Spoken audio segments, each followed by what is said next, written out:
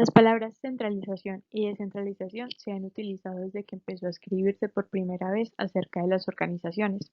Sin embargo, sigue siendo un tema confuso, llegando a aplicarse en distintos modos con el fin de darle cierto sentido. Desde el libro de estructuración de las organizaciones de Mintzberg se comenta la centralización y descentralización desde el punto de vista de la toma de decisiones dentro de una organización. Cuando todo el poder de decisión se centra en un único punto de la organización, nos referimos a la centralización. Pero por el contrario, cuando el poder queda dividido entre numerosos individuos, la calificamos como descentralización. Por otro lado, si lo vemos desde el punto de vista de Harold Kunz en su libro Administración, una perspectiva global y empresarial, se habla primero que todo sobre poder y autoridad. Poder es la capacidad que tienen los individuos o grupos para inducir o influir en las creencias o acciones de otras personas. Y autoridad es el derecho inherente a un cargo, de ejercer discrecionalidad en la toma de decisiones que afectan a otros. La diferencia entre estos dos términos es que el poder puede adquirirse, mientras que la autoridad depende de la habilidad de una persona para influir sobre otros. Cabe resaltar que el poder o el poder legítimo surge de la posición y se deriva de nuestro sistema cultural de derechos, obligaciones y deberes, por el cual las personas aceptan una posición como legítima. Un ejemplo es comparar el poder desde una empresa privada a una pública. Desde la parte de la empresa privada, la posición de autoridad surge cuando se distribuye a lo largo de la estructura organizacional. Sin embargo, esa autoridad nace del poder que proviene de los dueños de la empresa, mientras que en la empresa pública surge ese poder desde las instituciones del gobierno representativo. Es decir, digamos que un oficial de tránsito que levanta una infracción tiene el poder de hacerlo porque existe un sistema de gobierno representativo en el que se han elegido a legisladores que promulgan leyes y disponen su aplicación. Existe el poder que proviene desde la experiencia, que hace referencia al poder de su conocimiento. Un ejemplo de esto pueden ser los médicos, abogados y profesores, que estos pueden influir considerablemente en los demás porque son respetados por su conocimiento especializado. Por otro lado, nos encontramos con el poder de referencia, que es la influencia de personas o grupos que pueden ejercer en otros porque los demás creen en ellos y en sus ideas. Un ejemplo de esto puede ser Martin Luther King, que tenía muy poco de poder legítimo, pero por las fuerzas de sus ideas, personalidad y habilidad para predicar, fue capaz de ejercer una fuerte influencia en el comportamiento de muchas personas. Y por último, nos encontramos con el poder de recompensa, que es la capacidad de una persona que tiene para otorgar recompensas, y el poder coercitivo, que es aquel que tiene derecho de castigar a un subordinado con el despido o la retención de un aumento de sueldo por la falta de méritos. Es por esto que desde el libro de Kuhn se ve la centralización, o también llamada autoridad organizacional, en darle el derecho a las personas para utilizar su juicio en la toma de decisiones y dar instrucciones, que en los últimos años ha estado de moda utilizar una variedad de enfoques para la delegación del poder de decisión, o también llamado como empowerment. Esto quiere decir que los empleados, gerentes o equipos de todos los niveles de la organización reciban el poder de decidir sin solicitar autorización de sus superiores. Este término empowerment se refiere a aquellos que están más próximos a la tarea, que también son más capaces de tomar decisiones, siempre que tengan las capacidades necesarias. En realidad, la noción de delegación del poder de decisión se basa históricamente en esquemas de sugerencias, ampliación de las responsabilidades laborales y participación del trabajador. Tanto la delegación de autoridad como el poder de decisión son cuestión de grado y requieren que los empleados y el equipo acepten la responsabilidad de sus acciones y funciones. Desde el punto de vista conceptual, esto puede ilustrarse así. El poder debe ser igual a la responsabilidad, o como decían los conocidos principios de Fayol, paridad entre autoridad y responsabilidad. Si el poder es mayor que la responsabilidad, podría ocasionar un comportamiento autocrático del superior que no es responsable de sus acciones. Y si la responsabilidad es mayor que el poder, podría ocasionar frustración, porque la persona no tiene el poder necesario para realizar la tarea de la que es responsable. Ahora les compartiré sobre los conceptos de autoridad. En el primer punto nos encontramos a la autoridad en línea, que es la relación en la que un superior supervisa directamente a un subordinado. Esto es una relación de autoridad en línea directa o tramos directos. Es evidente que de ahí surge el principio de escalonamiento de una organización. ¿Qué quiere decir? Cuanto más clara sea la línea de autoridad del máximo cargo gerencial de una empresa, será más clara la responsabilidad en la toma de decisiones y más efectiva en la comunicación organizacional. Y también nos encontramos con la autoridad funcional, que es el derecho que se delega a un individuo o departamento para controlar procesos, prácticas, políticas específicas u otros asuntos relacionados con actividades realizadas por personal de otros departamentos. También nos encontramos con los diferentes tipos de centralización, los cuales son 3. En el primer lugar nos encontramos con la centralización del desempeño. Se refiere a la concentración geográfica, que un ejemplo de esto puede ser que una compañía opera en una sola ubicación. En el segundo nos encontramos con la centralización departamental. Se refiere a la concentración de actividades especializadas, casi siempre en un departamento. Un ejemplo de esto podría ser que un solo departamento puede realizar el mantenimiento de toda una planta. Y por último nos encontramos con la centralización de la administración. Es esa tendencia a restringir la delegación de la toma de decisiones. Los gerentes en la cima de la jerarquía organizacional o cerca de ella conservan un alto grado de autoridad. La naturaleza de la descentralización es el grado en que se distribuye la autoridad para la toma de decisiones en una estructura organizada. Es un aspecto fundamental de la delegación al grado de que la autoridad que se delega se descentraliza. En todas las organizaciones hay cierta descentralización, pero esta no puede ser absoluta, pues si los gerentes delegan toda su autoridad, su estatus como gerente dejaría de existir. Sus cargos serían eliminados y de nuevo pues no habría una organización. La descentralización implica algo más que delegar, refleja una filosofía organizacional y administrativa. Requiere saber cuándo se puede delegar la toma de decisiones hacia abajo de la estructura y cuáles son las que deben quedarse cerca de la cima.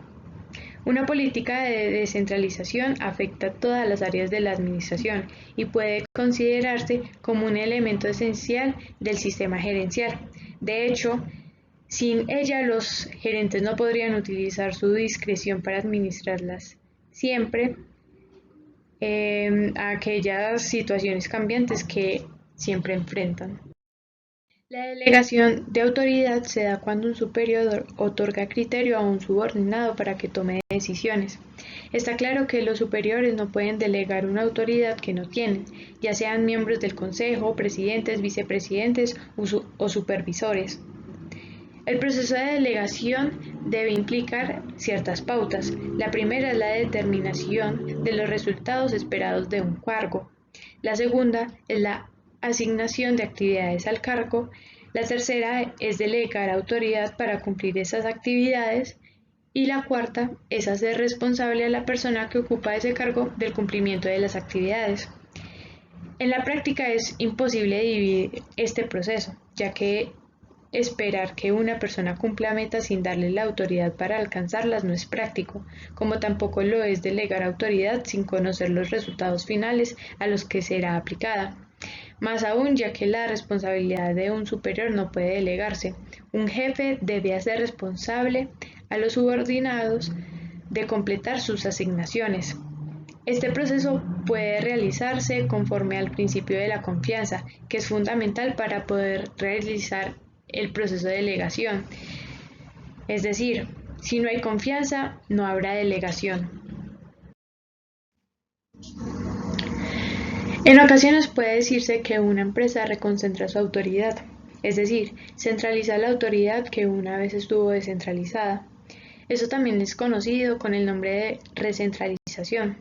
Sin embargo, para evitar esta situación, cualquier programa de descentralización de autoridad debe considerar algunas ventajas y desventajas. En cuanto a ventajas, nos podemos encontrar que se puede promover la toma de decisiones y la asunción de la autoridad y responsabilidad. También se puede dar que los agentes les den más libertad e independencia en la toma de decisiones. También hace posible la comparación del desempeño de diferentes unidades organizacionales. Facilita el establecimiento de centros de utilidades y facilita la diversificación de productos. Sin embargo, también nos podemos encontrar con algunas desventajas, las cuales pueden ser que aumenta la complejidad de la coordinación de las unidades organizacionales descentralizadas, puede ocasionar la pérdida de cierto control a los gerentes de alto nivel, también puede verse limitada por técnicas de control inadecuadas y puede quedar restringida por sistemas de planeación y control inadecuados. Uno de los temas claves para entender sobre las estructuras organizacionales es la integración y diferenciación organizacional, ya que la estructura se divide en estos dos elementos claves. Todas las organizaciones deben dividir su trabajo en unidades denominadas tareas, siendo este proceso conocido como diferenciación. Una vez dividido el trabajo, la empresa debe coordinarlo. Ese proceso de coordinación se denomina integración y se refiere a los distintos medios que emplea una empresa para unificar las diversas tareas en la obtención de un resultado coherente. Por el lado de diferenciación, implica fraccionar el trabajo a realizar en un conjunto de tareas. Existen 3 tipos de diferenciación y cada uno con un cierto tipo de complejidad. El primero es la diferenciación horizontal, que es la división del trabajo en tareas y subtareas a un mismo nivel organizacional y viene representada por un número de individuos o unidades que lo configuran. Con el incremento en la especialización de las tareas, como en el aumento de las credenciales profesionales específicas y la formación especializada, existirán mayores niveles de diferenciación horizontal. Un ejemplo es General Motors. Los miembros de la cadena de producción se encargan de fabricar coches, el personal administrativo se encarga de archivar documentos, los directivos de dirigir, los abogados de hacer los contratos y representar a la empresa en casos legales, la alta dirección de establecer la gestión estratégica de la empresa. Toda esa complejidad hace referencia a la necesidad de coordinación, comunicación y control asociada a las subpartes de la organización. El segundo es la diferenciación vertical. Hace referencia a la división del trabajo según su nivel de autoridad, jerarquía o cadena de mando, que también es conocido como proceso escalar. Aquí el trabajo se divide según la autoridad que tiene cada unidad o persona sobre otra autoridad de la organización, estando esta diferenciación representada por el número de niveles distintos en una empresa, ya sea baja y alta complejidad vertical. Una excesiva diferenciación vertical puede traer numerosos problemas. La comunicación a través de los distintos niveles jerárquicos fluye de forma lenta, el problema de toma de decisiones se atasca y la alta dirección se distancia de los acontecimientos del día a día que se desarrollan en los niveles inferiores de la organización. Y por último nos encontramos con la diferenciación espacial o la dispersión. Puede ser tanto vertical como horizontal, ya que solo implica la situación geográfica de distintas actividades organizativas. Este es el típico caso de empresas multinacionales que realizan operaciones en distintos países.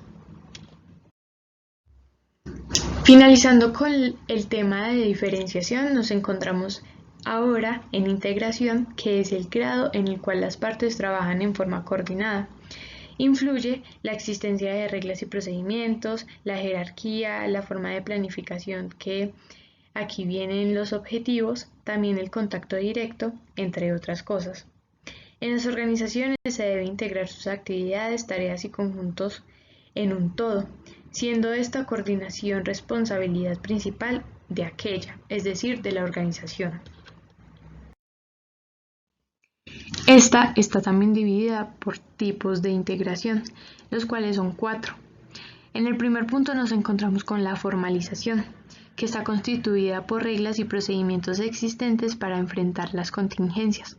Las organizaciones suelen crear manuales de instrucciones, descripciones de puestos de trabajo, así como otros documentos que tienen como finalidad guiar la conducta del empleado. Cuanto mayor sea el nivel de dependencia de estos documentos, mayor será el grado de formalización de la empresa. Es la variable que más impacta directamente en el comportamiento de la persona. Se entiende que la formalización como inversamente proporcional a la libertad. En el segundo punto nos encontramos con la centralización, que es el lugar de la toma de decisiones de las organizaciones. Es donde se puede integrar actividades mediante el proceso de toma de decisiones, siendo de gran importancia el lugar de la jerarquía organizacional. La centralización se relaciona con la distribución del poder y responsabilidades asociadas. La toma de decisiones está centralizada cuando la autoridad recae en la alta dirección o descentralizada cuando ésta lo hace en los empleados de los niveles inferiores de la empresa. Se debe balancear muy bien la centralización con la descentralización. El tercer punto es el ámbito de control. Este hace referencia al número de subordinados inmediatos que controla o coordina un superior. El número ideal dependerá de cada empresa y de su situación concreta depende de los siguientes factores. En el primero está la habilidad y experiencia del gerente en su tarea como integrador y controlador. También la habilidad y la experiencia de los subordinados, la naturaleza de la tarea a realizar por los subordinados, la diferenciación espacial de supervisores y subordinados y la cantidad y la calidad de interacción que el supervisor tiene que mantener con los niveles superiores de la organización. Y por último, nos encontramos con la estandarización. La integración puede alcanzarse mediante la estandarización, tanto del proceso como de los inputs y outputs. Por un lado tenemos los inputs, que son cualquier recurso que se necesite para el proyecto o producto, como dinero, tiempo estimado, recursos, personas, esfuerzos, planes, documentos. Mientras que los outputs son aquellas características, producto o servicio resultado de la producción de una empresa. Estos resultados deben ser siempre medibles. Los inputs y los outputs de un proceso concreto constituyen las entradas y salidas de los procesos. Los diferentes procesos de una organización están interrelacionados, de manera que la salida de un proceso constituye en ciertas ocasiones la entrada del siguiente proceso, por lo que se hace imprescindible identificarlos bien y conocer los límites de cada uno para gestionarlos de manera efectiva.